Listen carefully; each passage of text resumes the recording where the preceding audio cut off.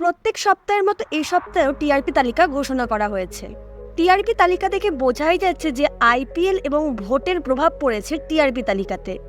এই সপ্তাহে বেঙ্গল টপার হলো কোন ধারাবাহিক তা জানতে আমাদের এই ভিডিওটি সম্পূর্ণ দেখুন। 3.9 রেটিংয়ের সাথে এই তালিকায় 10 নম্বরে অবস্থান করছে অষ্টমী।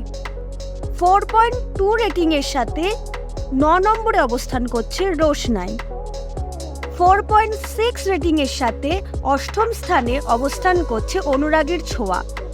4.7 রেটিংয়ের সাথে সপ্তম স্থানে অবস্থান করছে বধুয়া।